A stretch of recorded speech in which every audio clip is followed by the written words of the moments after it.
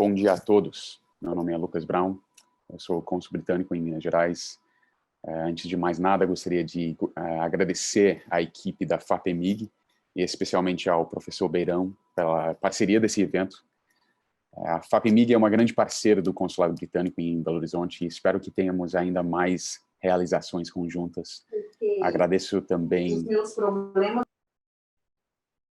Obrigado, Laura. Agradeço também a parceria do British Council por divulgar esta importante iniciativa com a sua rede de pesquisadores. É um grande prazer realizar a abertura desse evento, que une algumas das melhores universidades na área de mineração do mundo. O Reino Unido e o estado de Minas Gerais têm laços históricos, e esses laços começaram através da mineração. O primeiro investimento britânico no Brasil foi uma mina de ouro em Nova Lima, Minas Gerais, St. John Del Rey Mining Company. Não somente britânico, mas do condado de Cornwallia, onde fica o Camborne School of Mines. Nosso trabalho aqui no governo britânico é para continuar essa tradição, em busca de desenvolver parcerias ainda mais fortes com o estado de Minas Gerais. Mirando para esse futuro de parceria, no setor de mineração especificamente, nada é mais importante que a educação, a pesquisa, o desenvolvimento e a inovação. Estou muito feliz que as minhas colegas Natália Gomide e Laura Queiroz conseguiram reunir representantes das universidades, da Universidade Federal de Minas Gerais, UFMG, a Universidade Federal de Ouro Preto, UFOP, Camborne School of Mines e Imperial College London. Para o governo britânico, mineração e educação são setores prioritários no Brasil. Já temos parcerias acadêmicas fortes em outros setores, por exemplo, com o University of Birmingham, que no ano passado celebrou 10 anos do Birmingham Brazil Forum, e a Coventry University, que tem uma parceria com a PUC, no Rio de Janeiro, focado na indústria automotiva. Esse evento vem em um momento importante. Na segunda-feira passada, dia 25 de janeiro, foi o segundo aniversário do desastre de Brumadinho. Tenho certeza que a tragédia de Brumadinho teve um profundo efeito em todos vocês na audiência hoje. O setor de mineração está passando pelo seu momento mais desafiador, com a implementação de novos padrões de segurança e transparência, a valorização de ESG pelos investidores, a chegada de novas tecnologias para introduzir a era de mineração 4.0 e o setor abraçando novos objetivos de descarbonização e a energia de fontes renováveis. Eu falo isso com frequência, mas sinceramente acredito que essa próxima década será o mais importante em um século para o setor de mineração. Essa mudança não será possível sem o protagonismo acadêmico. Espero que esse primeiro evento inicie um diálogo produtivo entre as universidades para que possamos facilitar possíveis colaborações em Minas Gerais também. Muito obrigado e passo agora a palavra para o professor Beirão, da FAPEMIG.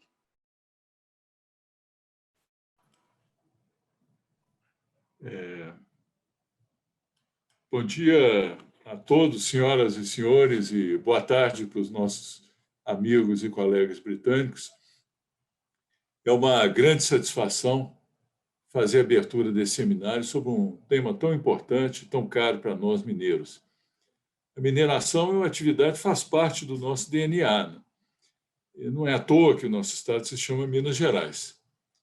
A mineração, foi por causa da mineração, principalmente do ouro e do diamante, que o nosso estado foi criado há 300 anos, e é graças à mineração que se construiu o patrimônio artístico e arquitetônico das nossas cidades históricas, o que nos dá muito orgulho. E como já foi mencionado pelo Lucas, né, a colaboração britânica já vem desde essa época. E o fato dessa mina de ouro ser vizinha a Belo Horizonte trouxe uma influência britânica muito importante para a nossa cultura da região de Belo Horizonte. Mais recentemente, outros tipos de mineração assumiram maior importância econômica, como no caso do minério de ferro, mas também assumiram grande importância os efeitos ambientais, muitos dos quais foram negligenciados e que resultaram em grandes desastres ambientais e humanos, como já mencionado, os ocorridos há 2 anos atrás em Brumadinho, mas também o ocorrido em Mariana há 5 anos, só para a gente mencionar aqueles mais graves, né, do ponto de vista ambiental e do ponto de vista humano. Isso deixa claro a necessidade de a gente desenvolver pesquisa buscando aumentar a eficiência no enriquecimento do minério para a redução dos rejeitos, além de gerarmos tecnologias para sua utilização, idealmente aproveitando os rejeitos para geração de produtos de interesse da sociedade, numa lógica de economia circular. E também tecnologias para a recuperação de áreas degradadas pela mineração, buscando resgatar a vegetação nativa e a nossa biodiversidade. A FAPEMIG tem financiado, ao longo desses anos, vários projetos voltados para esses fins, e, especialmente nos últimos anos, nós demos uma ênfase especial no financiamento de projetos voltados para agregar conhecimento nesse esforço da recuperação das áreas e comunidades afetadas pelos desastres de Mariana e também de Brumadinho. Hoje já ficou demonstrado que parte desses rejeitos podem ser utilizados na construção civil, na geração de material cerâmico, na pavimentação de estradas, na agricultura. No entanto, esse conhecimento ainda é pouco utilizado pelas nossas mineradoras, com algumas poucas exceções. Nós temos muito interesse em compartilhar os nossos resultados com os nossos colegas britânicos, de buscarmos colaborações com as nossas pesquisas. Tem se mostrado que a cooperação internacional é um dos mecanismos mais eficazes de avanço do conhecimento, e as nossas colaborações com o Reino Unido têm sido muito produtivas, e acredito que para ambos os lados, como já foi mencionado aí pelo Lucas Brown, a importância histórica que a gente tem e dos bons resultados que a gente tem obtido com essa colaboração com o Reino Unido. Nesse evento, então, nós vamos ter a oportunidade de avançarmos nessa cooperação, nessa área de mineração que é tão importante para nós. E eu estou certo que vai ser um evento muito produtivo e com consequências muito importantes para todos nós. Então, eu desejo para todos um evento muito estimulante, cheio de ideias, e digo que a FAPEMIG estará presente aí no fortalecimento dessas cooperações. E agradeço muito, então, a atenção de todos e desejo um excelente evento. Muito obrigado. Obrigado, Lucas Brown, professor Beirão. Nós gostaríamos de agradecer a todos vocês por estarem aqui conosco hoje, os colegas de Minas Gerais, os colegas do Reino Unido e os colegas de outros lugares. Meu nome é Luiz Santos, eu sou o chefe do Núcleo de Cooperação Internacional da FAPEMIG, e nós iremos iniciar o primeiro painel do nosso evento Rejeitos e Economia Circular. Após a apresentação dos nossos painelistas, nós teremos um momento de 20 minutos para perguntas e respostas, e nós os convidamos para que vocês submetam suas perguntas pelo nosso chat. Agora, eu gostaria de apresentar a professora Karen Hudson Edwards, nossa primeira painelista. Por favor, professora Karen, o palco é todo seu.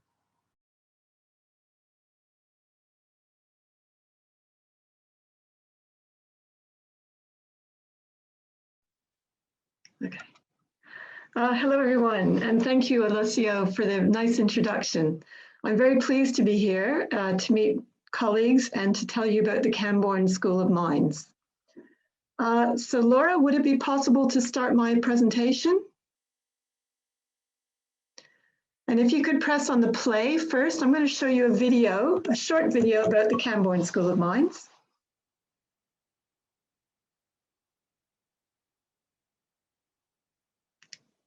There might be some sound with it. I don't know if it can be played. If not, this is our location in Cornwall in the southwest. This is showing you some of our students and some of the work we do in Cornwall.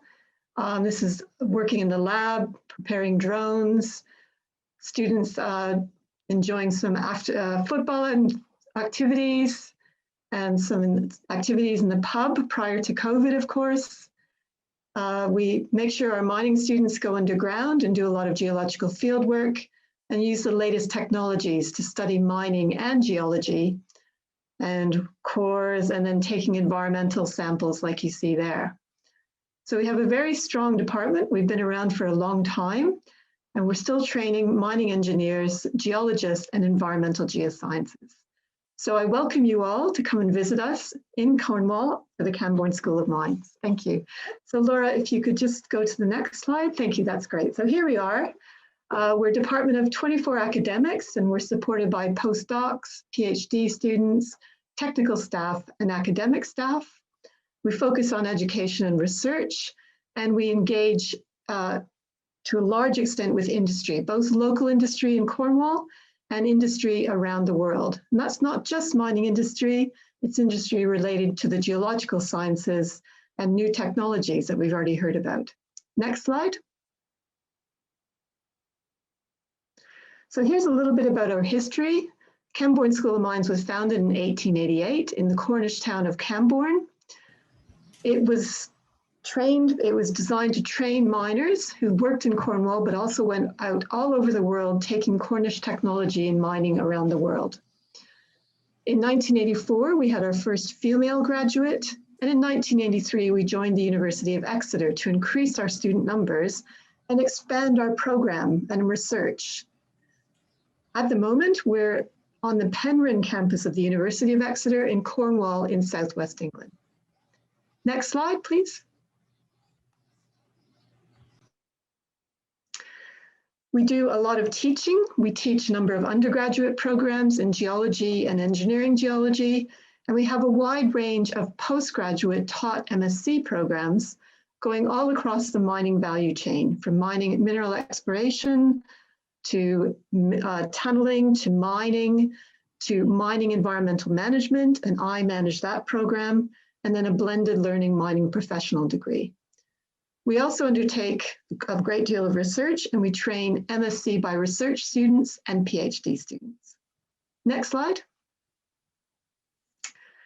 We conduct research in a wide range of themes, as you can see there, and these themes can be grouped into the responsible mining theme and the Earth's resources and global change theme. So if you just click again, Laura, it should highlight something, hopefully. Okay, so the theme I'm going to focus on for the rest of this talk is about mining, environment, and society, and I will come on to tailings and circular economy, which is the theme of this session. Next slide. So the group that works on tailings is joint environmental research groups. One is called Mining, Environment, and Society.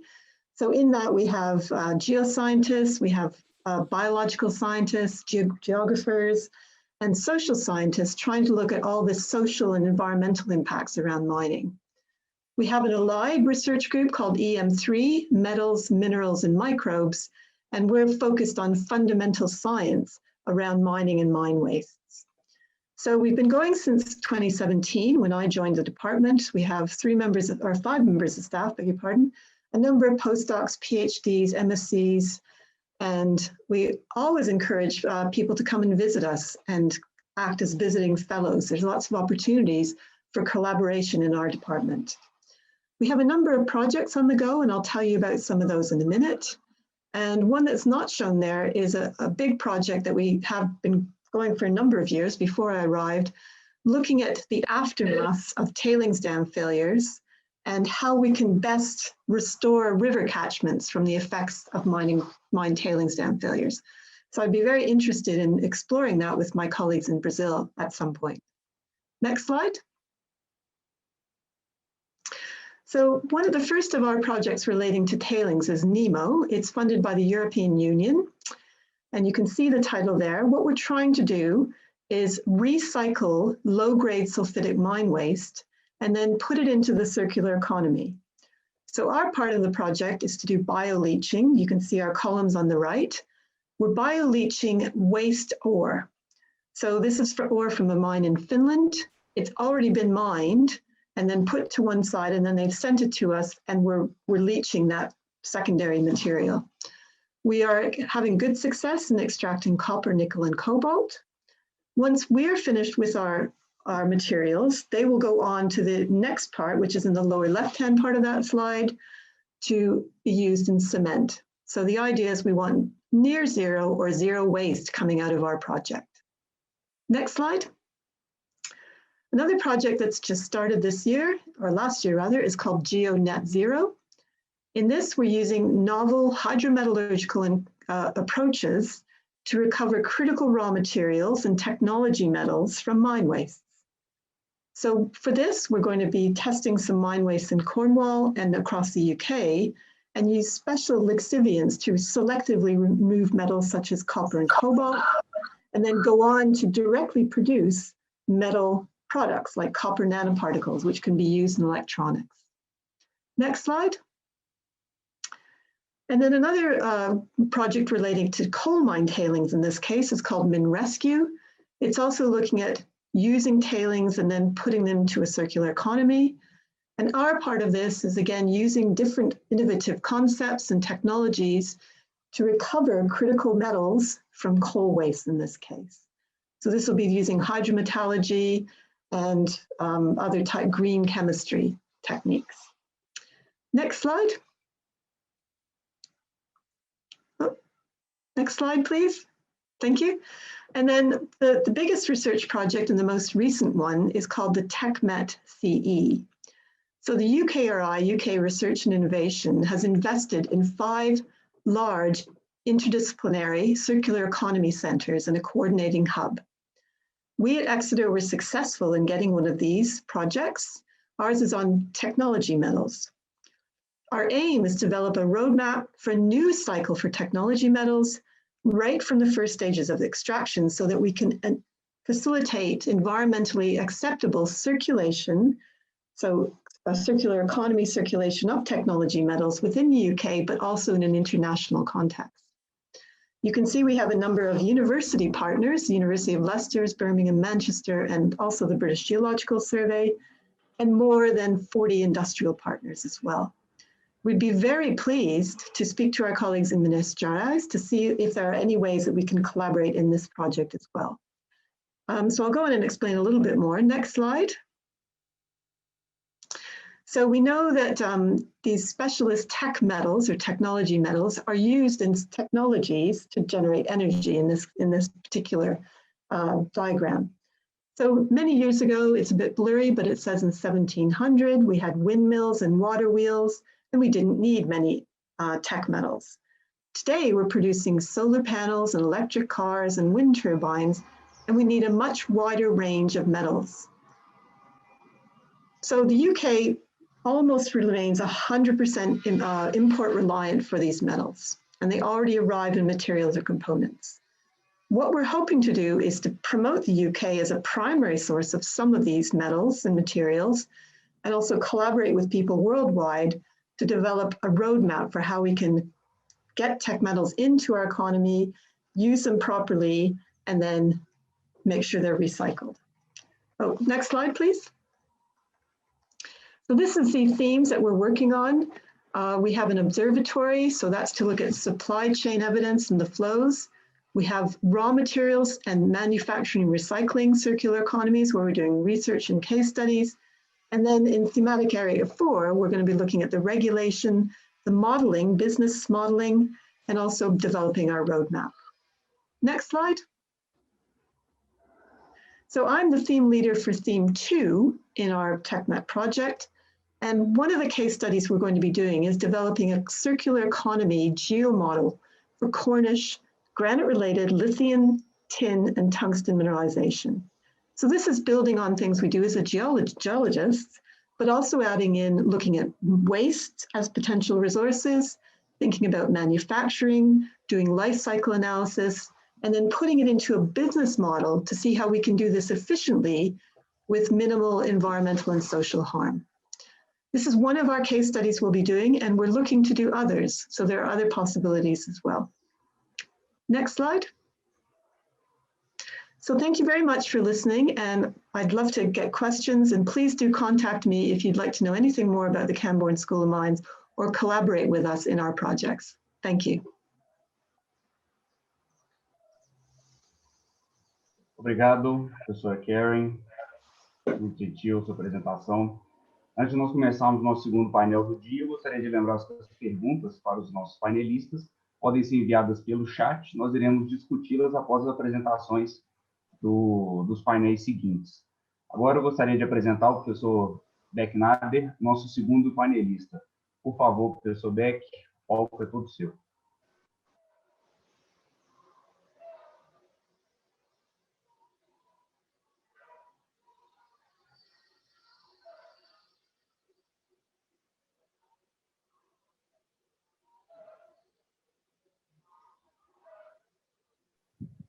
Obrigado. Agora o som está ativado. É um prazer estar aqui. Eu vou conduzir a minha apresentação em inglês, ela foi feita em inglês. Could you bring up my presentation, please, Laura? Thanks. Our department of mining engineering of University of Minas Gerais is involved in various projects related to sustainability and social responsibility. So what I want to bring up here is one of the important initiatives to transform mining waste into co-products. Next slide, please, Laura.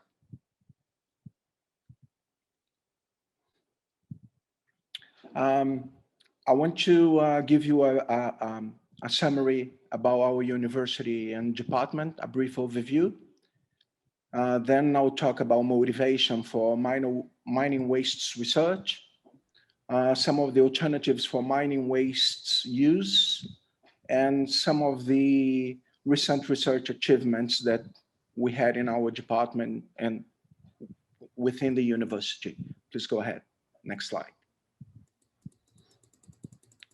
So our university, as almost everybody of the audience know, is placed in the southeast of Brazil, in Minas Gerais. That is the most industrialized region of Brazil.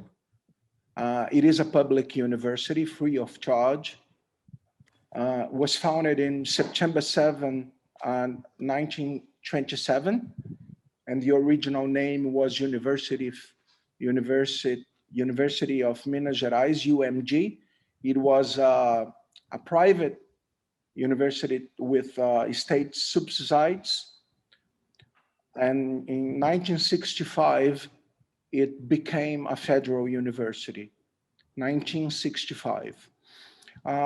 Nearly 100 years later, the institution is one national leader in several areas related to education, university extension, culture, scientific research, patent generation, in several fields of knowledge, as I said. We have 77 undergraduate courses, 80 graduate courses, and 750 research groups. Next slide, please, Laura.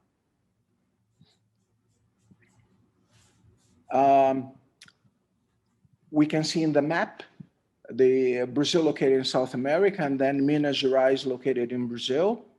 Belo Horizonte is the capital of the state, where the main campus of UFMG is located.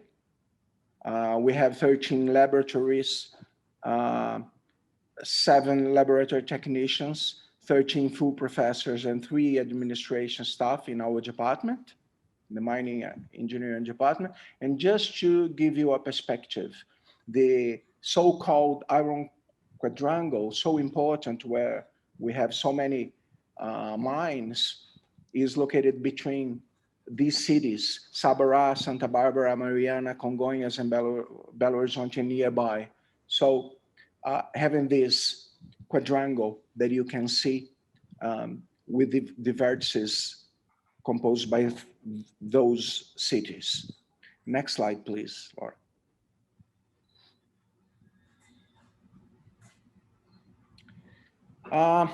The mining engineering degree in our school involves several fields of activities.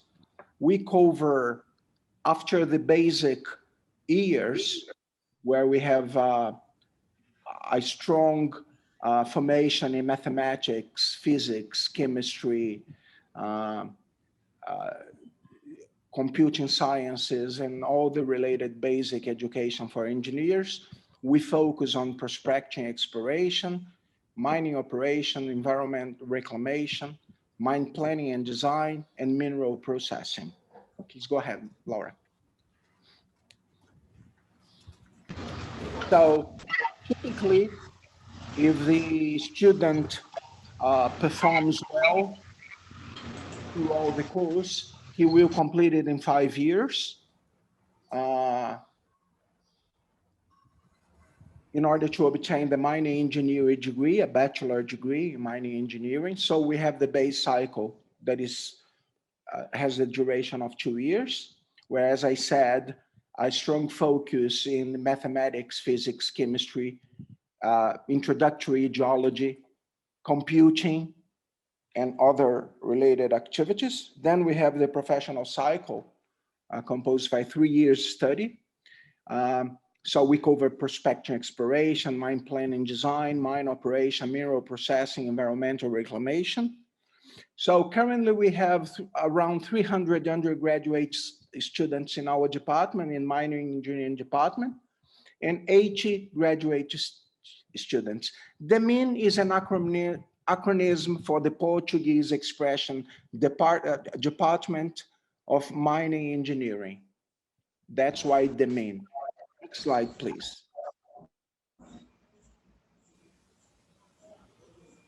So the motivation for mining wastes research is where we go for now. Next slide, Laura, please.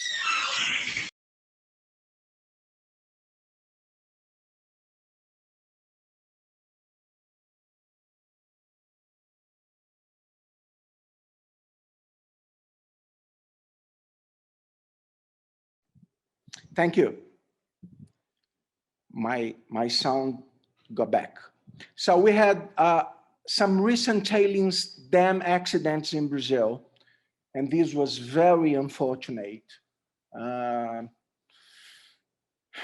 with a broad consequence, not only in terms, the most important factor, that were the lives of that were lost, but economic consequences and the reputation for the mining sector and whatsoever. So the two main ones was Samarco in Mariana, 2015. So we can see that we had an aerial view before and aerial view after. So everybody can follow the footprint of the destruction and the environmental impact. And the same thing for the even worse tragedy that was Brumadinho in 2019. So we can see the aerial photograph before and after. It was with terrible consequences. Tailing dams in Brazil, we have 425 registered, 344 not registered, with a total of 769 in total. 51.5% are located in our state, Minas Gerais. The source is Agência Nacional de Mineração. The link is here. You can check it out afterwards.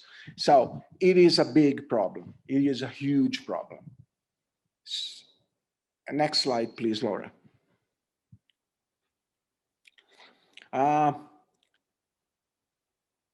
Through December 2008, as known, in January 13, 2020, we had this graph of very serious and serious failures by decade from 1915 to 2018. So you can see how the serious accidents, the serious failures have evolved. And we have this unfortunate curve. So we as an academy in a joint effort with the stakeholders, the society and the government, we have to do something. So this is a strong motivation for research. And next slide, please, Laura. So in every 30 years, dams and mining pits worldwide have increased 10 times in volume and doubled in height. So you can see in this graph here, the tailings production in tons per day from the start the 90s up to the 2000s. And the trend was a linear increase. But obviously there will be efforts. There are being efforts already to try to decrease the amount of wet tailings produced. And there are some methodologies for that. Next slide, please, Laura. So let's talk about some of the alternatives. We'll focus on one of them. Next slide, please, Laura. Geopolymers. So this is a strong research our department is developing. It is an alternative cementitious material synthesized by combining materials that are rich in silica and alumina with strong alkali metals, sodium or potassium, for example. So using the aggregate terminology, they call the precursor that could be calcined clays or mining overburden / waste, calcined as well. And then we would have the activators. Could be solutions or powder, typically sodium hydroxide or sodium silicate. These will, after the reaction is complete, will generate the gel polymer. Next slide, please, Laura. So the Portland cement, that is the most consumed material in the world for construction, for bridges, for everything in terms of civil engineering, is the material responsible for considerable carbon dioxide emissions.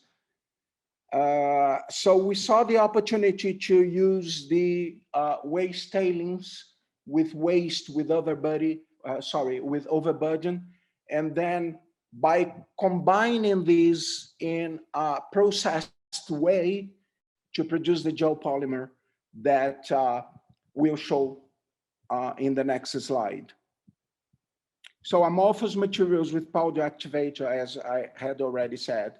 So let's take the examples of Australia. We had a professor, a colleague, a friend of us, Professor Douglas Mazinga, that is with us in this in this webinar.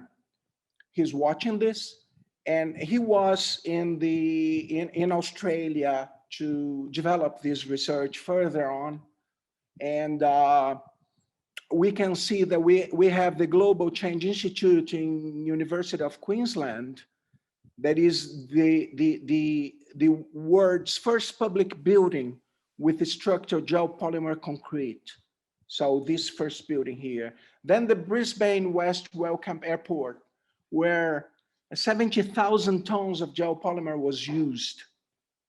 Wagner's earth-friendly concrete saved more than 6,600 tons of carbon emissions.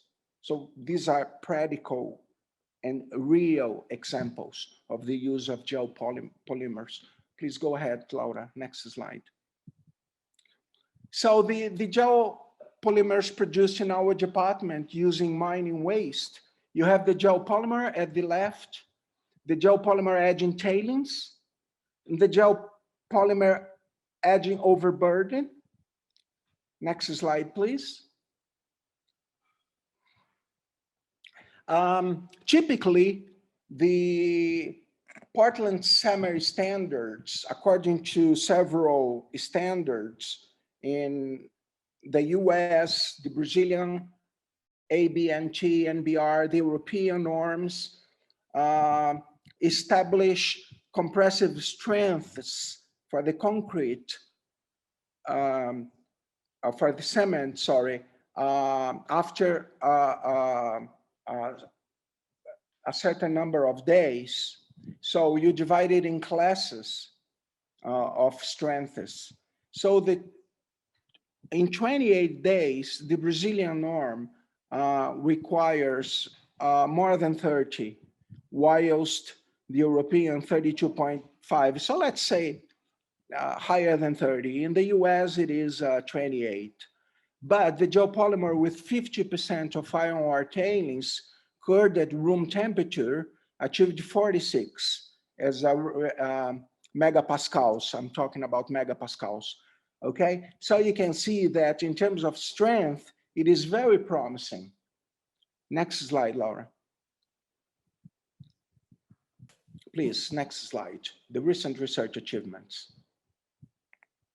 So, through the financial support and partnership of Fundação Renova, the University of Minas Gerais, the startup company with our students, GE, or in Portuguese, GEECO, GEECO, and our geomaterials laboratory, this picture here of this building that is located in Pedro Leopoldo, a municipality nearby Belo Horizonte. We have produced these materials that you can see here, okay? And I was discussing with my colleagues at the department, we can say that if 0 is the beginning and 100% is the commercial industrial use, our research would be around 40%, 40%. So that is a way to go. We have some questions to answer yet. I was discussing with Douglas this morning. For instance, when you armor the concrete liberates calcium, and calcium in a way protects the iron for erosion or rusting. This is something we have to investigate when it comes to the geopolymer, because this would require longer weathering tests. So these type of things are still under investigation, just to give you an idea. But broadly speaking, we could say 40% of the research from 0 to the 100% industrial commercial use is complete, what is very promising and very rewarding for the department. Next slide, Laura, please.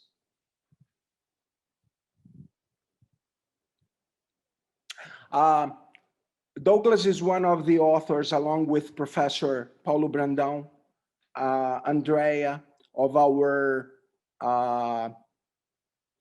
postgraduate course and professors. So this is a very interesting paper that is available, that anyone could read to get more technical information, because this covers the topic of producing sodium silicate powder from iron ore tailings for use as an activator in 1-part geopolymer binders. And this is also significant because typically you would be talking about temperatures of 1,300 degrees, whilst using this technology, you would be getting results with much lower temperatures of around 300 degrees. But this is very technical, it is available. You guys could read it and then submit questions or contribute with knowledge if you want. I'm sure our colleagues, our professors, our researchers would be interested in cooperating with you all. Next slide, please, Laura. And this basically is just to wrap it up. This is the vision we have for the future.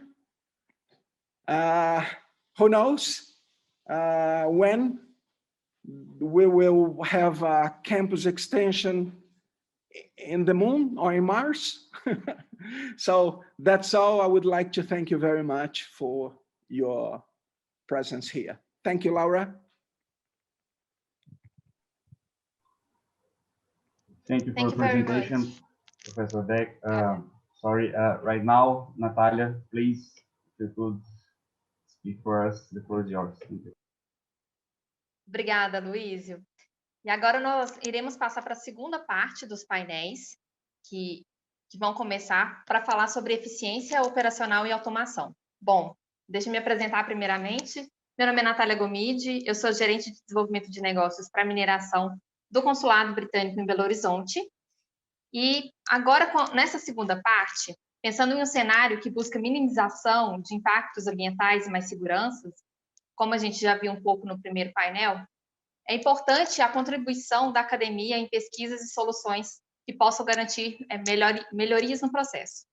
E, além disso, a automação em Minas se torna cada vez mais importante, em especial para garantir segurança para o descomissionamento de barragens.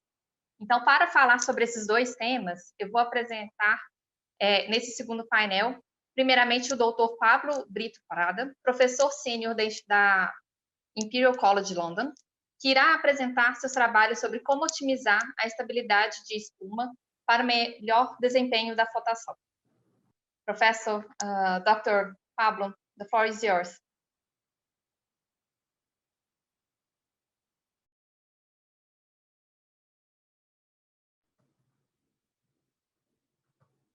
Thank you very much, Natalia. Thank you for the introduction. So if you could please, Laura, if you could please share the slides. Fantastic, thank you very much. Thank you everyone for joining this webinar today. As it has been mentioned, what I would like to talk to you about briefly today is a topic that fascinates me. And that is how we can optimize froth stability in flotation to increase flotation performance. And this is something that is at the core of our research at Imperial College. Next slide, please. So we're based at Imperial College, and Imperial College is in the middle of London, in South Kensington. Hopefully, some of you will be able to visit us when that is possible again. And in particular, I'm based at the Royal School of Mines. So the Royal School of Mines has a long history of working with the extractive industries and along the extractive industries to develop solutions not only that are beneficial to the companies, but also that are beneficial to society. And that is something that is at the very core of Imperial College, of the ethos of the college and what we do. Imperial was founded in 1907, actually by merging of colleges, and the RSM, the Royal School of Mines, was one of them.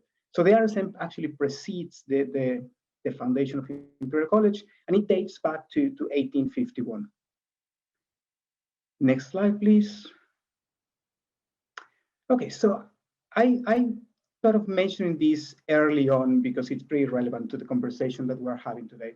At Imperial College, there is a very vibrant Brazilian community, and there is an initiative called the Brazil Forum, which brings together all the Brazilian academics and PhD students, but also non-Brazilian staff and students that are interested in Brazil or have projects with Brazil. So it's a very nice way of getting together, finding out more about these projects and so on. So if anyone is interested, please don't hesitate to have a look and make contacts through this forum. The next one, please. Okay, so something that I wanted to do initially is to give you a very brief overview of the research topics that we focus on in my research group. And this is the Advanced Mineral Processing Research Group in the Department of Earth Science and Engineering. And the first of these topics is in essence, having a fundamental look at the physics of bubbles and foams.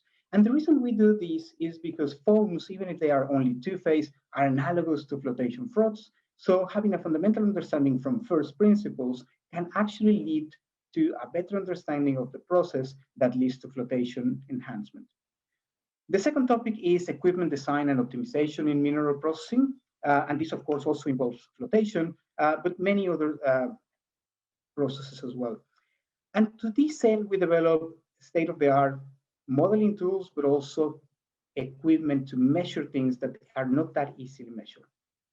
The third topic is pretty much aligned to Industry 4.0 that has already been mentioned. It's also an important part of this second session today. And we cover modeling and control, which is again also critical for flotation and other operations in mineral processing, but also how to make decisions, informed decision in a structured way when there are multiple criteria involved. And there are specific techniques to do that are very, very valuable in the mining industry.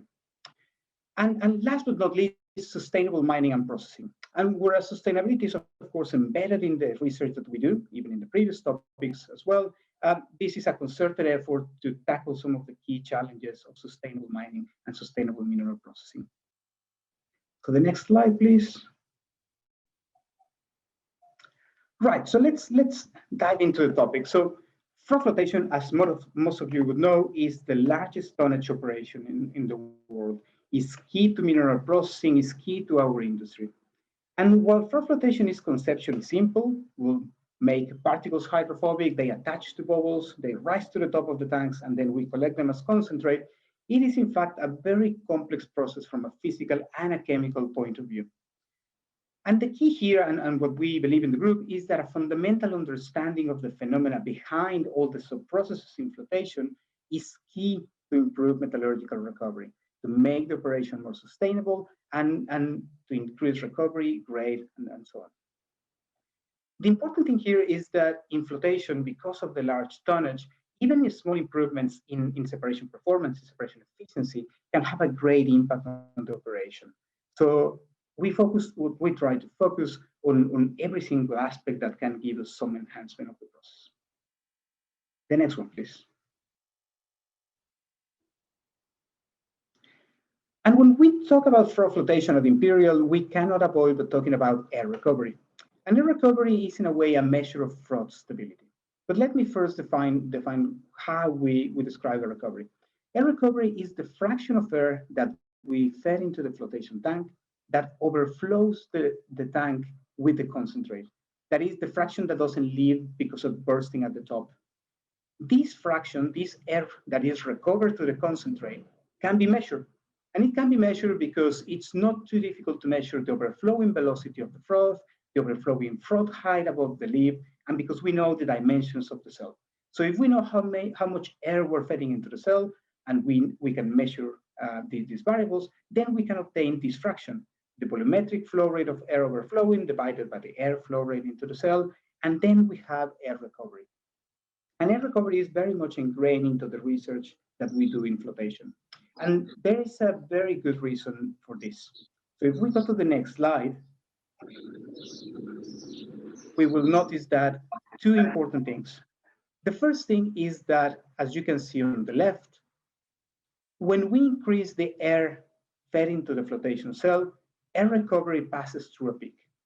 So that was the first finding that the group made 10, 12 years ago. Katrin Hadler and Professor Jan Seeliers, that air recovery passes through a peak. So there is a peak in air recovery, and that itself was very interesting. And there is a reason for that we'll discuss a bit later in this talk. But the second important thing with the recovery is that the peak in air recovery was found to correspond to the highest metallurgical recovery.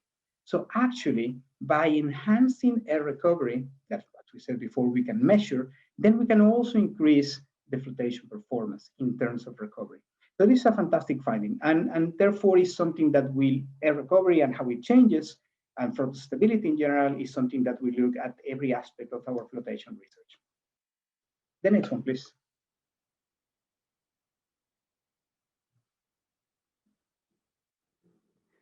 Now, flotation, as we said before, is challenging from the physics and from the chemistry, but it has the added challenge that is a problem that has many facets at different scales. And we can think about all the intricacies of the particles getting in contact with the bubbles and attaching to the bubbles at that scale is enormously complicated. It's very, very complex. And there is a lot of work to be done to fully understand it. Then we have the bubbles nicely covered by particles that will coalesce and will break up in the pulp phase of the tank. And then, of course, the froth phase. So we have different scales. We have phenomena that happen at the particle bubble scale. We have phenomena in the froth phase. And then the added complication that flotation cells are currently getting bigger and bigger. And it's an example here of one that is over 600 cubic meters, that in this case is solid in Mexico. So again, with these changes in size, there is a lot of complexity. So really understanding what is that drive for stability, and therefore what happens to air recovery and in turn to metallurgical recovery becomes very, very important. So in our research group, we try to do that by tackling all these different aspects. So in the next slide, you will see that one of the examples of the things that we do at the fundamental scale is to look at bubble coalescence dynamics. And in this case, what is the difference, for example, when we see coalescence of a couple of bubbles that don't have any particles attached, and then the changes that we get when we actually have particles attached to bubbles as in a flotation cell. And as you can see, as you would expect, by using high-speed photography, we can see that this is fundamentally different. The change and the dynamics are completely different. But these are things that hadn't yet been studied at this level of detail. Being able to do this with advanced equipment and advanced analysis techniques is key, because it allows us to then start characterizing our systems and then implement our findings for simplified problems into models that can actually account for the entire system, so that we can better predict coalescence when we have different particle sizes, different coverages, and so on. So this is an example of a series of studies in this area. So this is part of our fundamental research. In the next slide, however, what I'm showing, I will be showing, is something that we do at a slightly larger scale. So if we go to the lab, one of the complications, of course, with flotation is that it's a very temperamental process. Any processing plant is temperamental. But in the lab, we can actually control very carefully the conditions that we use, the air rate, the particle size distribution. And in particular, particle size distribution has been shown to have a really interesting effect on froth stability. And it's not necessarily that simple. It's not like either very fine or very coarse particles stabilize or destabilize the froth. It's more complex than that. And it's actually, we've shown, is linked to other operating conditions. And here I'm showing two examples. The first one is on the right, and it's basically showing that the particle size distribution has an important effect on air recovery and then on flotation performance. And on the left, a particular example that is very relevant to the discussion today, and that is how we can use dynamic froth stability to characterize the possibility of floating tailings, so tailings reprocessing, but taking into account the effect of particle size to find the best particle size to enhance metallurgical recovery from the tailings. So again, very, very critical aspect if we want not only to repurpose tailing material, but also if we want to reprocess and make the most of the material left in some tailings. The next slide, please. And the next example would be still at the lab scale, but what we call our large lab scale. So the previous cell in the previous slide was 4 liters. This one is 87 liters. And in this case, I'm referring more to our flotation design studies. And again, how we link this to froth stability. And what we have shown recently that wasn't fully shown in the literature is how the design of the rotor and the stator in flotation cells, so the region that actually break the bubbles and generates and promotes turbulence and attachment, how the changes in design can have an effect on bubble size. And for the first time, how bubble size can be linked to froth stability in terms of air recovery. So we can see how the different changes in stator, no stator, a typical Rushton turbine, or a typical flotation rotor can have an important effect on recovery via float stability. So again, as you see, air recovery embedded across the different research topics that we investigate. The next slide, please. And just to close this part of our research, a lot of, as I said before, the fundamental work that we do in the lab or the experimental work that we do, we then implement into models. And what I'm showing here is our fraud phase model in 3D. And this is really good capability because once we have validated for a small scale, we can take it to even industrial scale, as is the case here. So we can model the foam velocity, the liquid content, and also the solids, both the unattached and those attached to the bubbles. So we have really the capability to change the science, change the operating conditions, and then getting a feeling for what is that the flotation cell is going to do. So enhancing performance by modeling. And foam flow here, the first one is a very important one because it was actually from modeling from my colleague Stephen Needling, modeling in 2D for these flotation frauds, that the need to measure air recovery was identified. So all this is really linked together. So it's a full circle. So with this in mind, if we can go to the next slide, please. With this in mind, we can go back to fraud stability and measuring air recovery on site. And this, I guess, is a key message that I want to get across. We do fundamental research, we do lab scale and modeling, but something very, very important for us is that this translates into work that we can do on site so that we can go to the concentrator and work on the flotation circuit to optimize recovery. The way we do it these days is relatively, well, simple in the way that it has been designed, because we have equipment, this cube that you can see here, that contains a camera and a laser system, and we can do online measurements of our recovery. So we measure recovery, we change conditions, we find the best conditions that optimize for stability, and then we take samples, we do metallurgical sampling and metallurgical assays to verify that our maximum inner recovery corresponds to the maximum metallurgical performance. And this has been the case for all the plants that we have been to. So even if a modest increase in recovery, as we say, because of tonnage, this translates in really, really good profit for the operation. So this is what we do. We go to site, we test, and we implement these conditions. We can do this for one flotation cell, a bank of cells, or the entire flotation circuit. We can go to the next one, please. The reason why every time we go on site, we see that this happens is relatively simple. And it has to do with fundamentally why is that air recovery goes through a peak. If you have a look on the left-hand side at lower superficial gas velocities, the bubbles in the flotation fraud are heavily loaded, but they move very slowly because of the low gas flow rate. On the other extreme, on the right, at very high GAGs or superficial gas velocities, bubbles start having windows. They are underloaded, they are unstable, they burst quickly.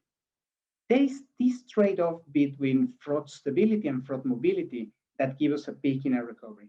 That optimum balance is that we need, and that is why it works. That is why when we, either in the lab or on site, we can optimize air recovery to optimize metallurgical performance. Next slide, please. This I have already mentioned, a number of concentrations worldwide. Higher mineral recoveries can be obtained by operating at the areas that give us the best fraud stability, and we can optimize different parts of the circuit.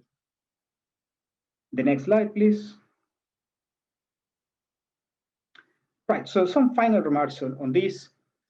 We're convinced that it's by exploiting fundamental techniques to improve both the operating conditions and the cell design that we can get very interesting results and improve substantially flotation performance.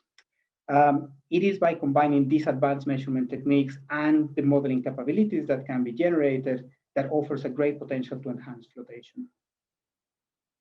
And the next slide, please. So with this, I would really like to say, well, first of all, it would be a pleasure to discuss this topic in greater detail with colleagues in Brazil and other places, and of course, finding opportunities to collaborate in flotation or the other topics that I mentioned before. And also to thank my colleagues at Imperial College. I have already mentioned my colleagues Jan Seeliers, Catherine Hadler, and Stefan Nittling, but also all my PhD students and postdocs who, of course, are part of this research and the reason why this research gets to be done. So with that, I just want to say thank you all. If you go to the next slide, I think it just refers to the questions, but we will take those for sure after the next speaker. Thank you very much. Thank you very much, Professor Pablo. Muito obrigada. Então, antes de eu passar para o próximo convidado para falar nesse painel, gostaria de reforçar para deixarem suas perguntas no chat, ou pode mandar para mim ou para o Luísio também em privado, e gostaria de reforçar até para os nossos palestrantes, para também conduzirem essa questão de perguntas também, para começarem a colocar suas perguntas para que possam ser feitas, para que a gente possa gerar uma discussão bem interessante ao final desse encontro, tá bom? Então, agora, eu passo a palavra para o professor Hernani Mota de Lima, que é professor do Departamento de Engenharia de Minas da UFOP e diretor adjunto da Escola de Minas. Ele vai falar um pouco sobre seus projetos relacionados à mina autônoma aqui no Brasil e os desafios do fechamento de barragens de rejeito aqui no Brasil, as barragens a montante. Professor Hernani, passo a palavra para você.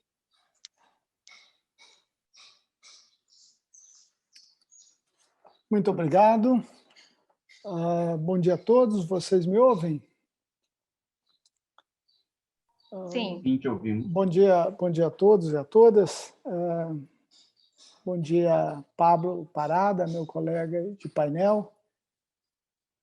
Caro Lucas e sua equipe do Consulado Britânico, em nome do Departamento de Engenharia de Minas. Você pode colocar meu slide, por favor, Natália? Laura. Perfeito, obrigado. Em nome do Departamento de Engenharia de Minas, da Escola de Minas, da UFOP, agradeço o convite para participar deste webinário e parabenizo pela iniciativa do evento. Mas aproveito o momento para manifestar minha solidariedade à reitora da UFMG e toda a sua comunidade, em nome do professor Beck Nader, meu colega deste webinário.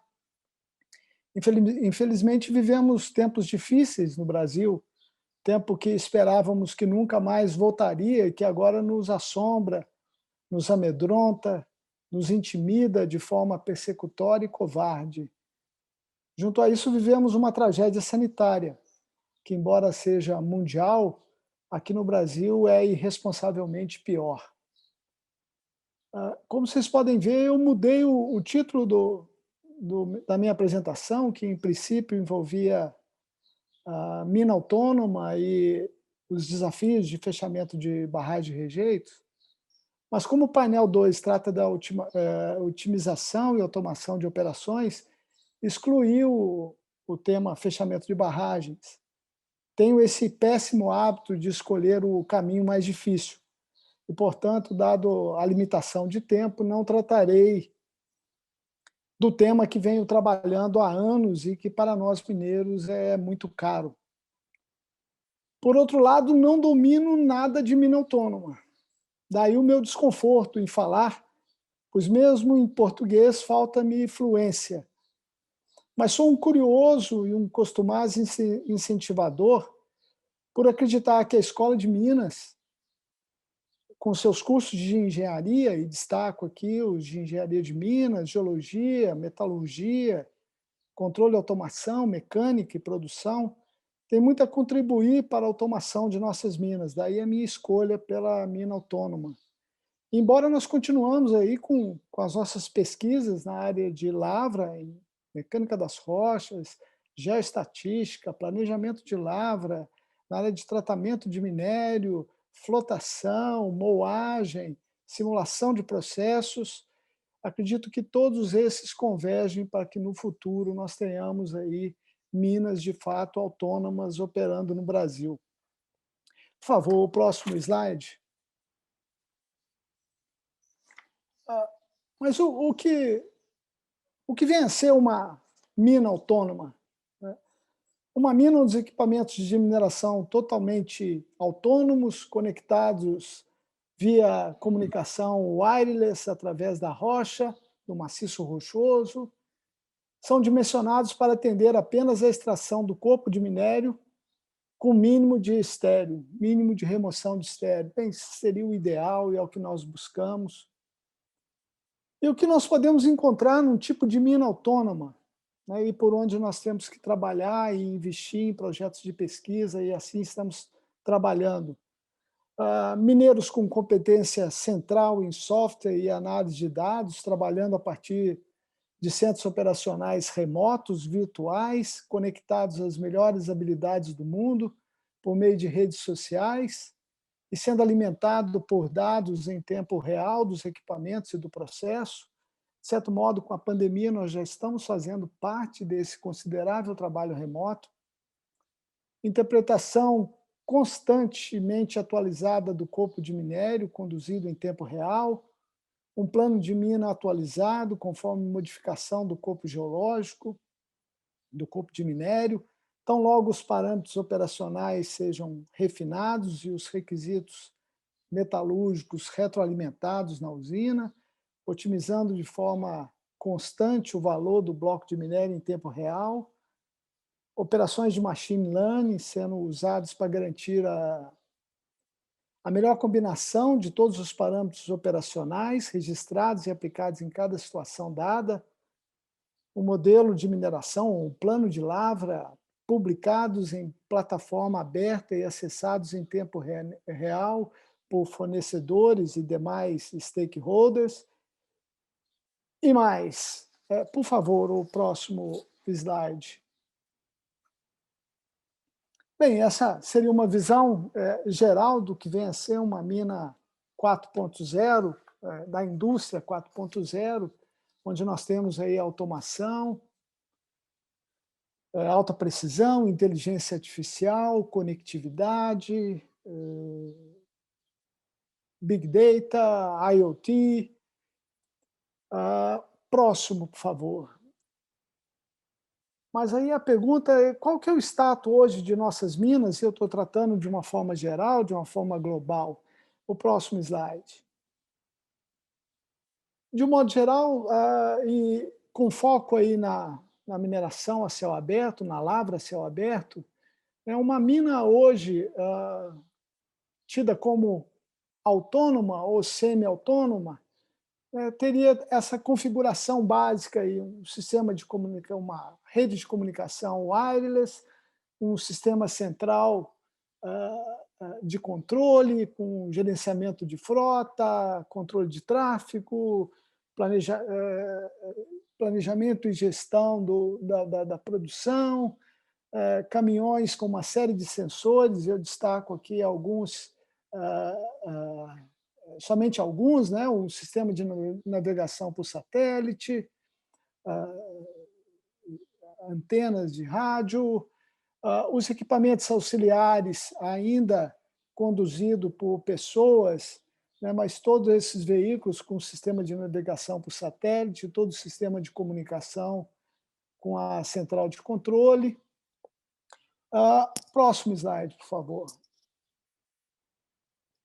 Aqui, como que está a automação por parte de equipamentos de uma forma global no mundo como um todo. Então, nessa figura, eu apresento aí o sistema de perfuratrizes autônoma, né, e onde eu tenho nesse gráfico, no eixo do Y, aí, o tempo de experiência dessas empresas com equipamentos autônomos, no caso, com as perfuratrizes autônomas, onde a gente tem um destaque aí para Rio Tinto, que já tem mais de 9 anos, em torno de 9 anos de experiência com perfuratrizes autônomas, e trazendo aqui para o Brasil, e o destaque do ponto de vista é a Vale, com 10 perfuratrizes autônomas. Então, no mundo todo, temos hoje pouco mais de 68 perfuratrizes autônomas operando. Por favor, o próximo.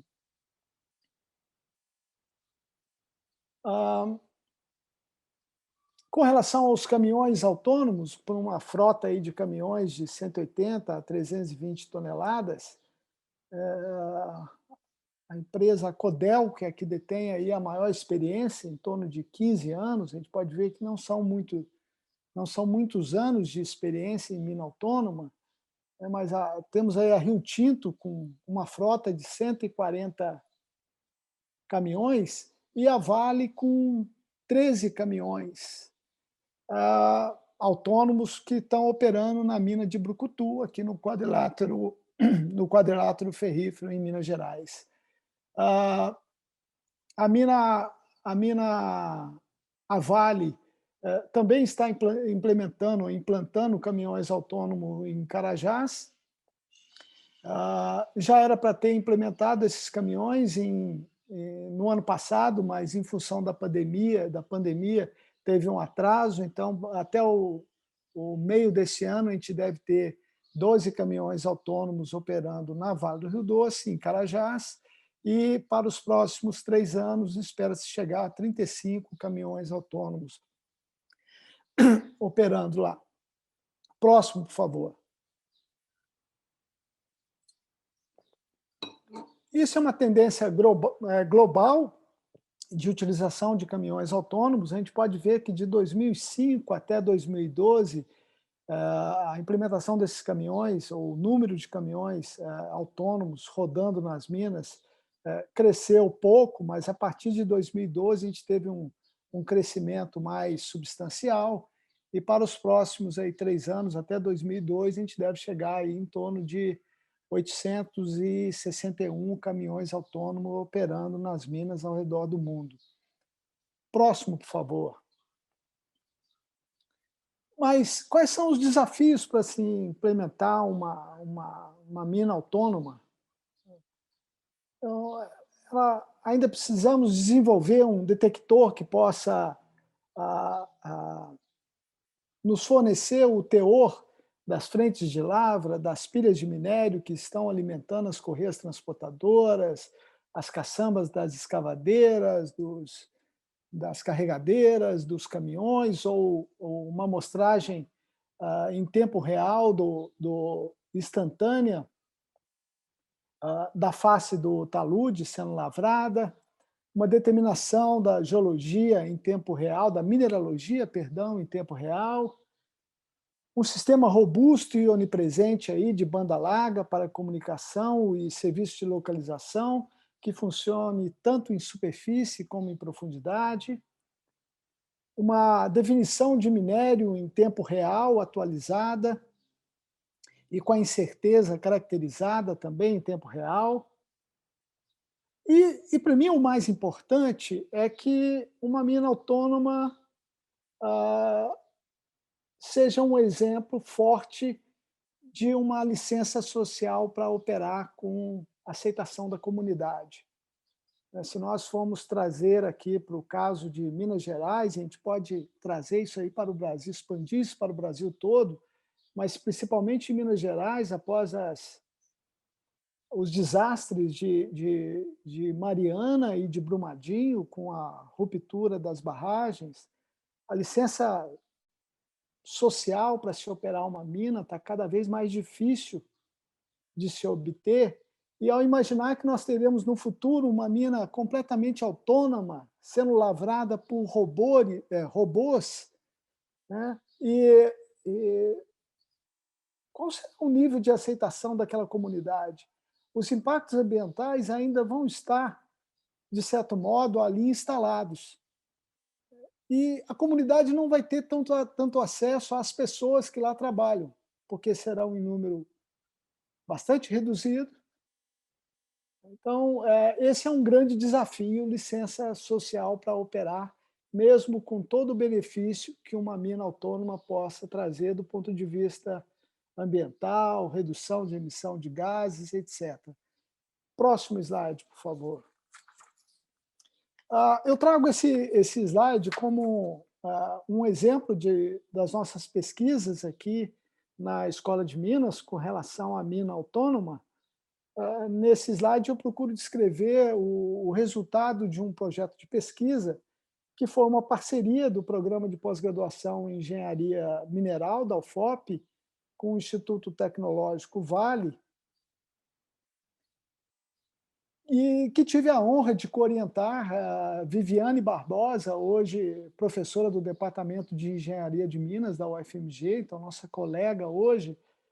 Viviane, nesse projeto, ela avaliou, nesse estudo, avaliou a infraestrutura de comunicação 4G implantada na mina de Brucutu. Inicialmente era usada para suportar as aplicações de telemetria e despacho de forma satisfatória e sua capacidade para atender a implementação de equipamentos autônomos, lá, perfuratriz, trator e os caminhões que estavam sendo implementados, caminhões autônomos. Apesar da cobertura de sinal na mina ter se expandido ao longo de 7 anos, o tráfego de dados ter passado de 1,2 megabytes para 52,9 megabytes, essa infraestrutura inicial era capaz de conectar apenas 37,8% dos usuários. Usuários aí eu incluo os equipamentos. A conectividade, resultado dessa pesquisa, ela foi ampliada com a adição de mais pontos de acesso às antenas móveis, próximos às frentes de lavra, relocação da estação base, o que resultou em 98,3% dos usuários conectados. Apesar dessa melhoria inegável, substancial, o desempenho da rede não é considerado satisfatório, pois deve-se alcançar patamares aí de 99,999% para que o sistema produtivo possa depender da automatização dos equipamentos com segurança. Então, destaco que mesmo que a solução proposta resultasse em 100% de usuários conectados, ela não seria permanente. Então, as mudanças topográficas e litológicas exigem um contínuo planejamento de rede a fim de evitar falta de cobertura ou capacidade para as operações. Então, nesse estudo, a gente envolveu o planejamento de mina, o desenho da cava, e nós tratamos diretamente com o engenheiro de comunicações, onde a gente deveria trabalhar ou conversar o planejamento de mina com o planejamento do sistema de comunicação na mina. E eu espero que essa guerra ideológica do governo federal não atrapalhe, atrase a implantação do sistema 5G no Brasil, que certamente será fundamental em se tratando de implantação de mina autônoma no Brasil. O próximo slide, por favor. Eu mudei a minha apresentação, eu tomei um enfoque diferente. A Escola de Minas, esse é o nosso brasão, ela foi a pioneira do ensino na mineração no Brasil. E no nosso brasão está escrito com a mente e o martelo, com mente et maléu. Seguimos usando essa principal ferramenta, o cérebro. O martelo e a marreta simbolizam a nossa tradição. A Escola de Minas é uma unidade da Universidade Federal de Ouro Preto, que está situada na cidade de Ouro Preto, na cidade histórica de Ouro Preto, antiga capital de Belo Horizonte. Nós temos hoje mais de 3.000 estudantes nos cursos de engenharia da Escola de Minas. São 10 cursos de graduação, 10 cursos de engenharia, 10 cursos de graduação, 9 de engenharia e 1 de arquitetura. Temos 12 programas de pós-graduação, mestrado e doutorado. E apenas na Engenharia de Minas, no Departamento de Engenharia de Minas, nós temos em torno de 370 alunos de graduação. E nós colocamos, em média, no mercado, 60 engenheiros de Minas por ano. Nós temos o hábito, o costume de dizer aqui em Ouro Preto que nós temos engenheiros de Minas em todo o planeta Terra. Certamente, quando começarmos a operar na Lua, Beck, nós vamos encontrar um engenheiro de Minas de Ouro Preto lá. E uma outra brincadeira que fazemos é que Se uma mina aqui no Brasil tem 2 engenheiros de Minas, certamente 1,5 desses engenheiros são de Ouro Preto, dada a nossa tradição, a nossa forma de falar, o nosso costume, que a gente consegue passar isso aí aos outros colegas engenheiros de Minas formados nas outras universidades, nos outros cursos aqui do Brasil. O programa de pós-graduação em Engenharia de Minas, em Engenharia Mineral, nós temos 107 mestrandos e doutorandos e estamos desenvolvendo trabalhos em todas as áreas, inclusive fortemente agora em automação de mina. Mas eu preciso contar uma história. Eu me recordo que, em meados da década de 80, meu professor de geoestatística cunhou a frase "Comente et maleo et computadore", ou seja, a gente precisaria acrescentar o computador a esse lema. Nessa época, na década de 1980, final da década de 1980, eu fiz um estágio numa mina de fosfato em Tapira, e lá havia uma maquete que dava maquete de uma cava formado por cubos de madeira que representavam os blocos de lavra e que era atualizada periodicamente em função do avanço de lavra. Eu achei aquilo fantástico, pois me poupava o esforço de olhar um plano de lavra em 2D e ter que enxergar em 3D. Ainda quando estudante no Departamento de Engenharia de Minas, o nosso laboratório de planejamento de lavra era composto de mesas de vidro com lâmpadas fluorescentes abaixo, e nela abríamos um papel vegetal para desenhar uma cava banco a banco. Ficávamos horas nessa atividade e, embora pouco produtiva, eu devo confessar que era mais agradável para mim do que a tela de um computador.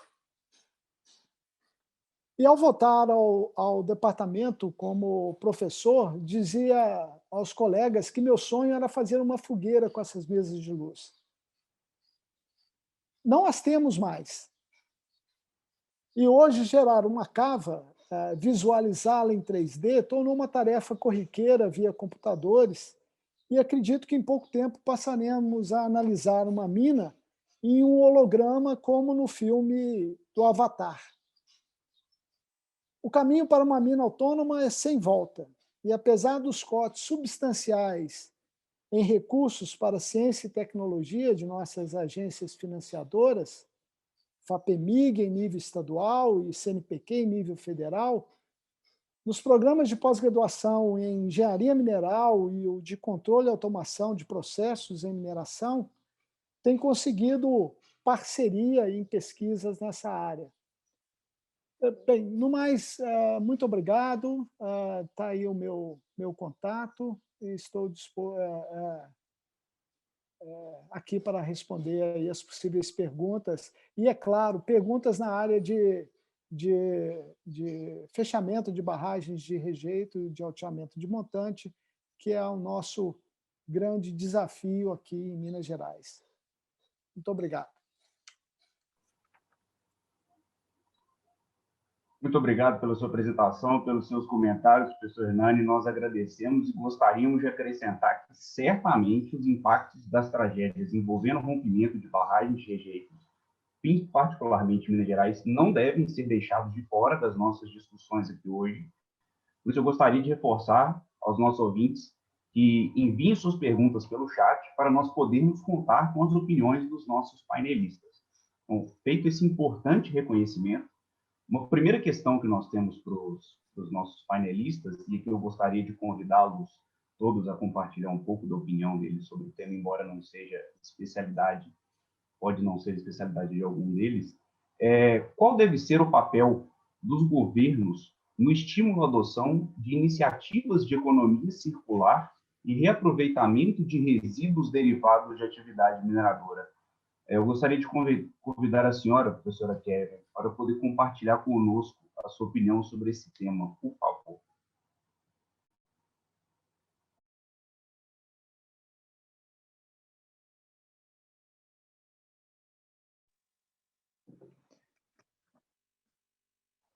So the potential use of waste, should the government be involved?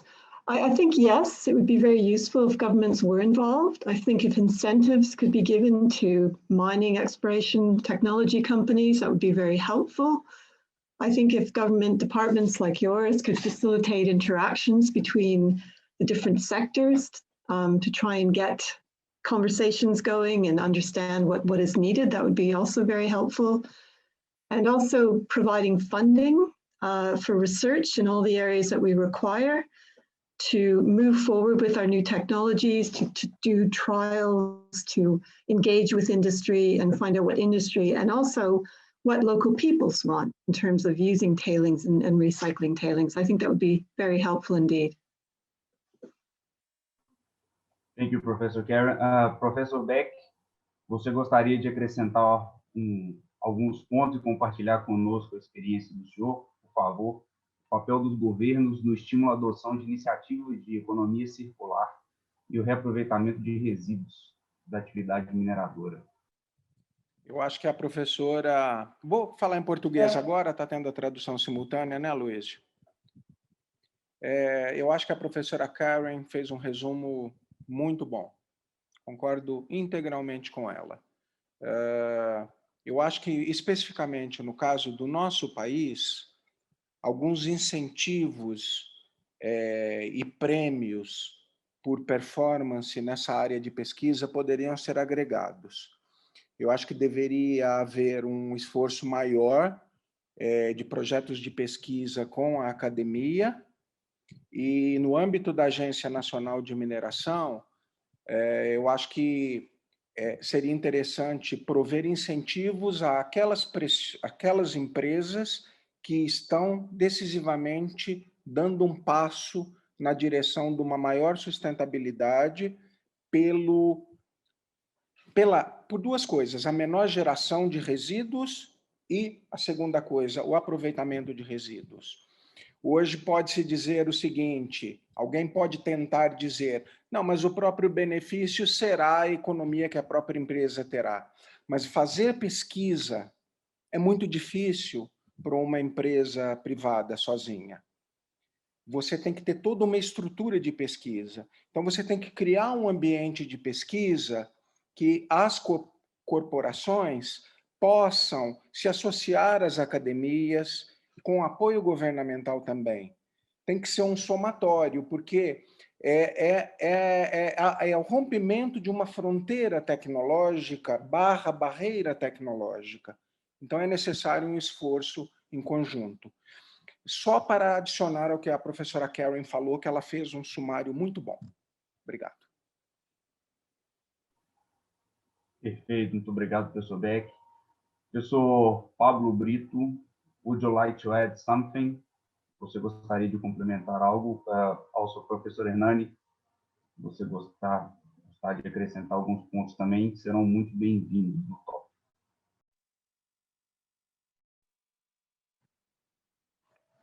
Thank you, Luis. So I think in general, the main points have been covered. At the end of the day, government is going to be a key stakeholder in any of these analysis. So yes, any way that this could be encouraged, and perhaps even through academia. So that's the only perhaps missing point. So that link between academia, the government, and industry could be quite valuable as well. So including this sort of analysis really in depth, producing or being able to contribute to white papers that are relevant to the topics could always help to highlight the issues, to really focus attention where it's needed in the mining sector. Thank you. Thank you, Professor Nani. O senhor gostaria de comentar algo sobre o tópico, por favor?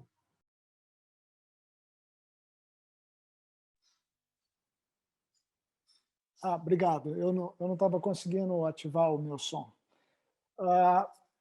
Sim, eu acho importante, eu concordo com a fala dos colegas que me antecederam.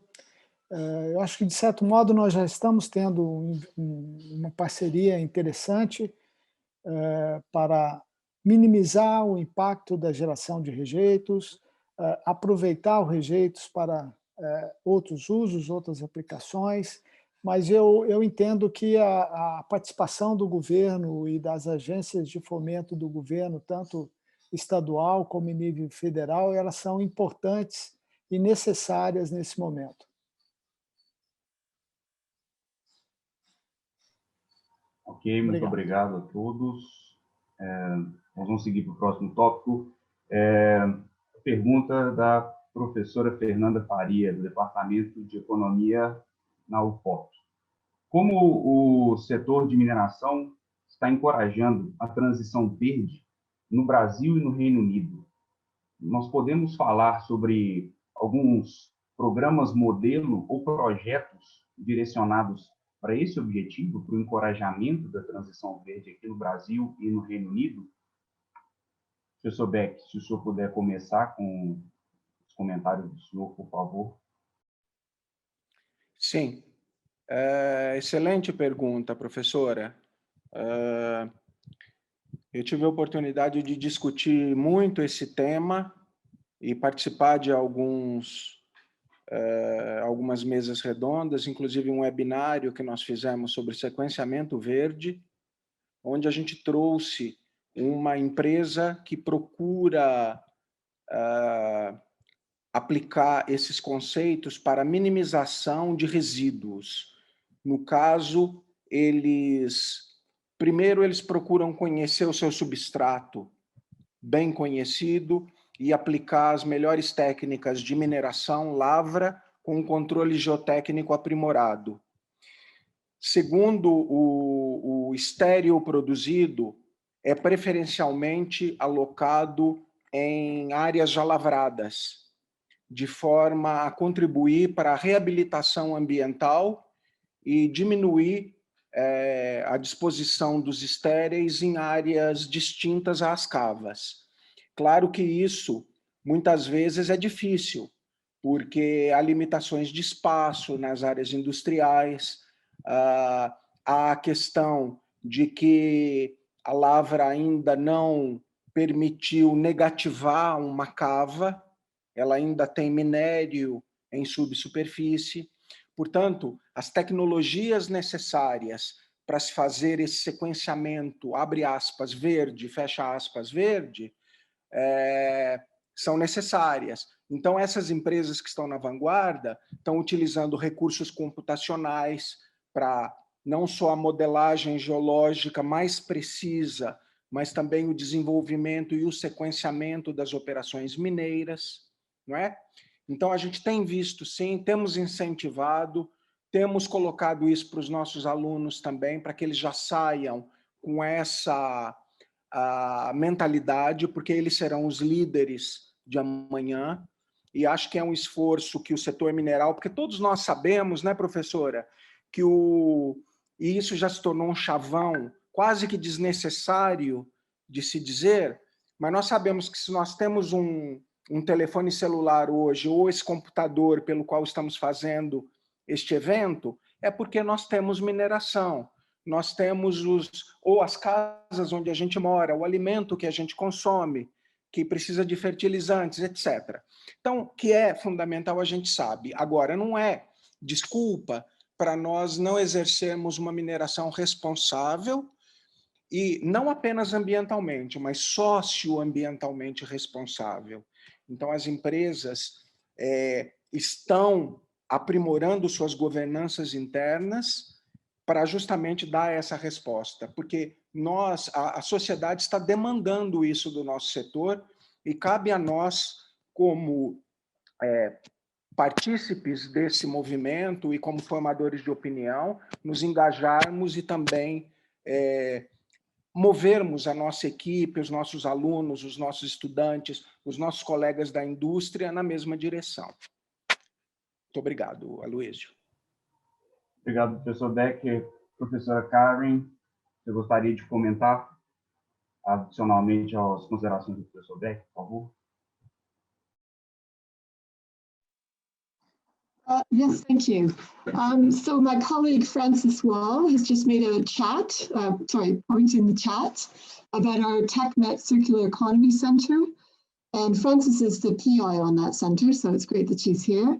And I think that's a really good example of how government is engaging with us and also how we engage with the mining companies. So for our Cornwall case study that we're going to do as part of TechMet, we've engaged with all the local companies. We're not looking to mine big mines like you have in Brazil, but there's significant mines, and we're hoping that the mining industry revives in the UK and in Cornwall.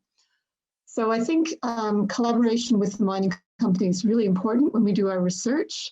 They can teach us a lot, and we can help them in defining their goals and doing research as well. And I think mining companies that we've encountered are very interested in this collaboration. That ranges from the small and medium companies up to the large players like Vale. So I think they are an incredibly important part of the transition. They are just as interested in the green economy as we are and in mining tech metals and finding new sources. So I think if we can keep the conversations going, that's really a good way forward. Thank you, Professor Karen. Now I would like to pass the word to Natalia. Natalia, please. Yes. So thank you so much, Luizio. Thank you all the professors for answering the questions.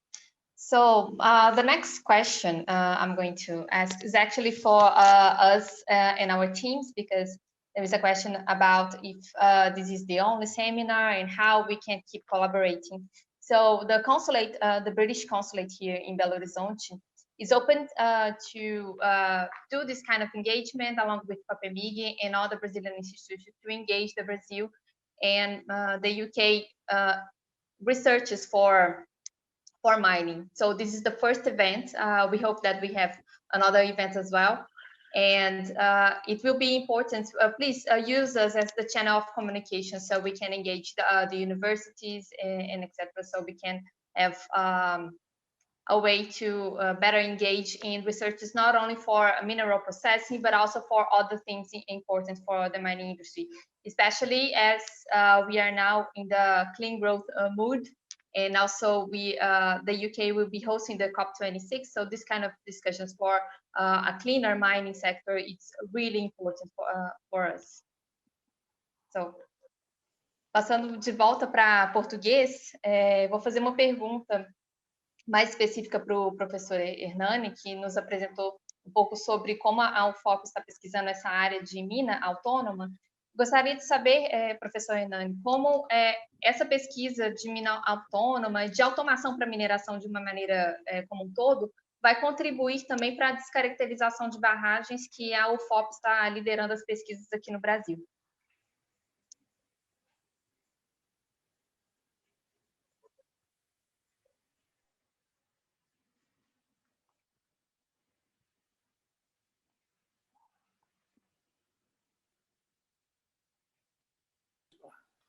Muito obrigado. É uma pergunta bacana e muito interessante. Eu participei na Holanda,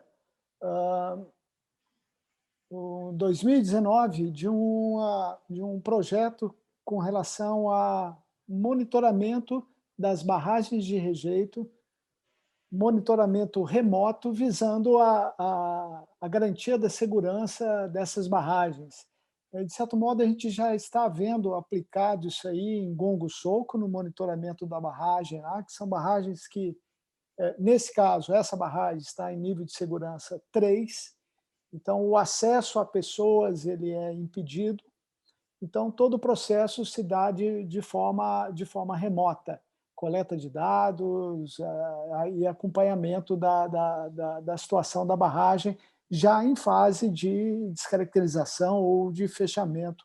Eu prefiro usar o termo fechamento. A própria Samarco, logo após a ruptura de Fundão, os trabalhos dela de limpeza na área de Fundão e de estabilização da barragem de Germano, que é a vizinha, ela teve que usar equipamentos mineradores contínuos, equipamentos por controle via remota, por controle remoto, né, para retirar o material lá, uma vez que o acesso não era seguro, não era recomendável. Então, sim, tá tendo um avanço significativo nessa área, com foco no fechamento das barragens de rejeito. Muito obrigada, professor. Continuando nesse tema de barragem de rejeito e descomissionamento, eu gostaria de também perguntar aos demais professores aqui presentes sua opinião sobre essa temática de descomissionamento, se é possível fazer o descomissionamento seguro e como que isso pode avançar no futuro próximo. Então, eu passo primeiro para o professor Becker para ter sua visão mesmo sobre essa temática e, na sequência, para a professora Karen e para o professor Pablo. Eu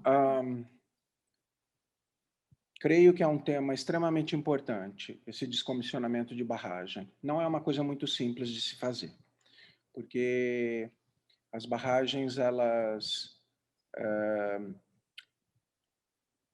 têm uma complexidade inerente muito grande. Eu diria que existem modelos, claro, né, matemáticos, para que a gente tente modelá-las, mas, na realidade, o seu substrato, o seu âmago, ele é bastante ainda incerto. Existe um grau de incerteza do conhecimento que a gente tem. Então, o monitoramento, como o professor Hernani falou, é mais ou menos como você tirar a temperatura de uma criança. Tá? Então, você sabe qual é a temperatura, se ela está com febre, se ela não está. Você vê se tem algum vazamento, alguma trinca, se há algum deslocamento. Então, é uma medida superficial. Agora, o interior, tá, é bastante complexo. Esse descomissionamento tem que ser feito com muita calma, muito cuidado, com projetos muito bem planejados e com altíssimo nível de segurança. Agora, que é fundamental, absolutamente fundamental. Então, precisa de um esforço de engenharia. O que as empresas têm feito aquelas que estão com o problema maior na mão, reduzir a geração desses rejeitos e investir em tecnologias como filtragem, produzir rejeito espessado, pastas, etc., que é a primeira coisa. Vamos parar de fazer com que esse negócio cresça. E aí vamos descomissionar, tá? E a melhor forma de se descomissionar é função de um projeto de engenharia que precisa ser muito bem feito e muito bem conduzido, tá bom?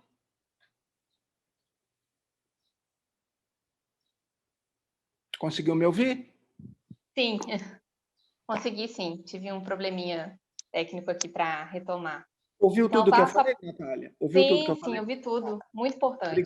Obrigado, tá? Passo a palavra agora para a professora Karen para dar sua visão sobre essa questão de descomissionamento de barragens. Thank you, Natalia. So I agree with everybody who's spoken so far. This is a really important thing that must be done, and we must understand really the nature of the tailings before we do any decommissioning. So what I'd like to add is I think in Brazil, and not only Brazil, all around the world, there's so many tailings dams.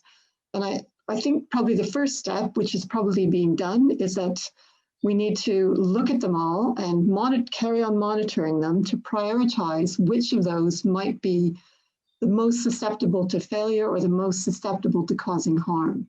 And this is where governments or government bodies like geological surveys could be involved to help map and prioritize these tailings dams, work with mining companies and work with academics to understand the possible risks, and then put in the engineering solutions as required. So I think the monitoring is very important. The technology is there, but the more collaborative work that could be done to reduce the risks, the better it's going to be. So yes, I totally agree. It's very, very important. Thank you. Thanks, Professor Karen. Professor Pablo, do you have any comment on that?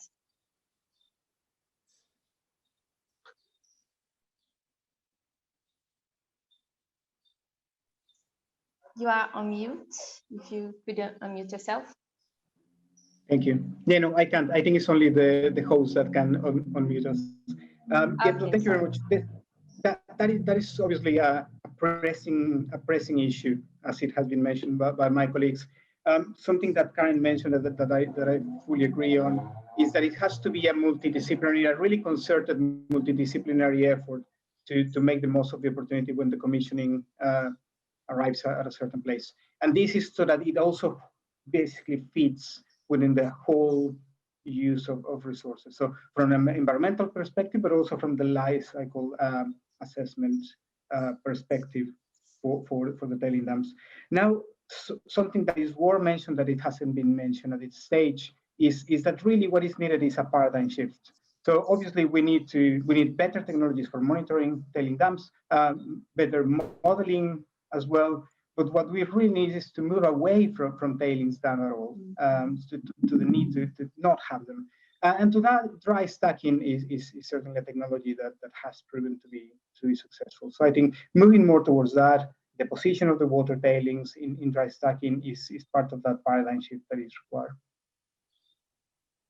Yeah, great point, Professor Pablo. Thank you so much. So I think we have time for one last question. Eu posso falar um pouco disso, por favor? Sim, não sei pode se, sim. Por favor.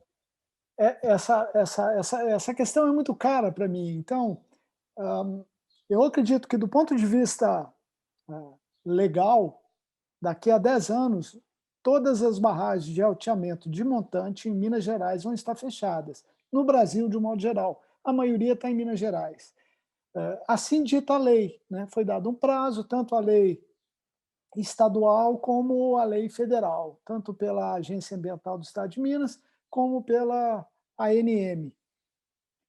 Só a título de exemplo, a barragem da Samarco de Germano vai custar 1,7 bilhões de reais para ser fechada. É muito dinheiro. É uma barragem de 160 metros de altura.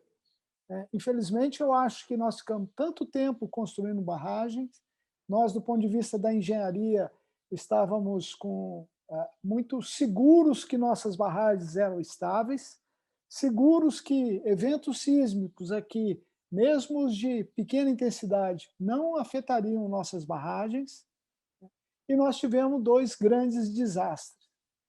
Um, eu julgo que foi pelo abalo sísmico, no caso de Fundão, e o outro, a de Brumadinho, a da mina Córrego de Feijão, a barragem estava em processo de fechamento.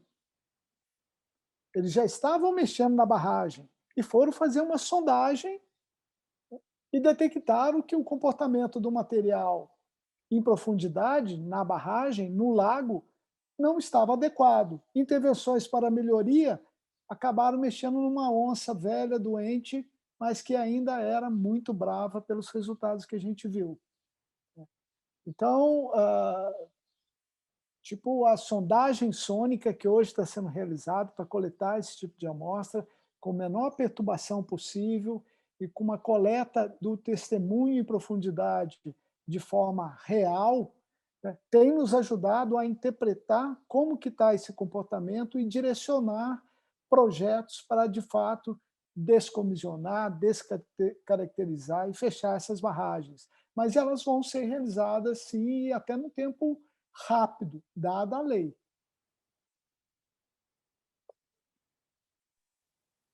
Obrigada, professor Hernani.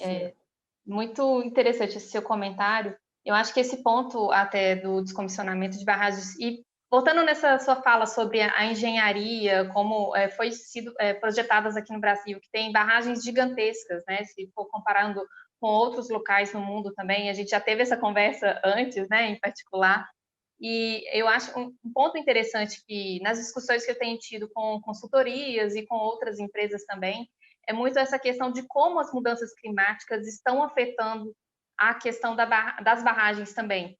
Então, muitas vezes tem se programado engenharias para chuvas de 1000 anos, para outras chuvas, não, agora tem que se programar, se for dar continuidade à utilização de barragens, ou até mesmo no método dry stack, tem que se considerar chuvas de 10 mil, 100 mil anos.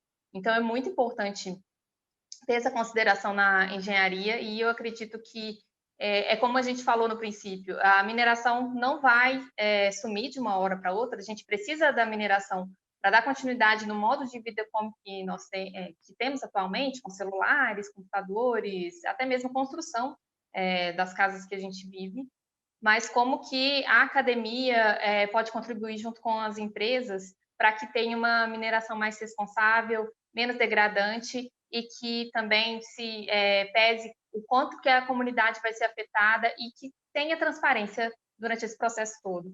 Eu vi que o professor Silva comentou sobre o novo padrão que foi lançado em agosto do ano passado, o Global Tailings Standard, e a importância disso, um ponto que eles destacam mais é sobre a questão das comunidades afetadas. E como que isso é importante na visão dos investidores, na visão das grandes mineradoras e do PNUMA, a importância disso para que a gente tenha uma transparência e mais segurança para essas comunidades.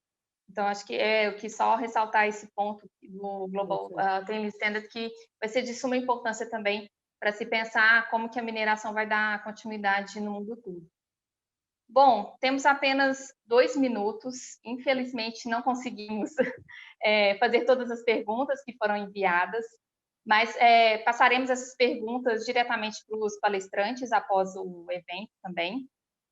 E agradeço a todos pela presença, ao professor Hernani, professor Pablo, a professora Karen, o professor Becker, por exporem um pouco do que vocês estão atuando dentro das suas pesquisas e como que isso a gente pode surgir colaborações. Então, o objetivo desse evento é trazer mais para perto o setor, a academia no UK, aproximando da academia brasileira para que juntos possam realizar pesquisas para uma mineração mais responsável. Agradeço também ao Aloysio, que foi co-host aqui comigo nos painéis, e a parceria da FAPEMIG, a parceria do professor Beirão, como sempre, e também ao British Council, que nos ajudou na divulgação desse evento.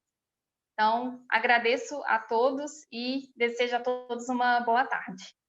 Obrigado a todos, uma boa tarde, foi um prazer estarmos aqui juntos hoje. Até mais, stay safe.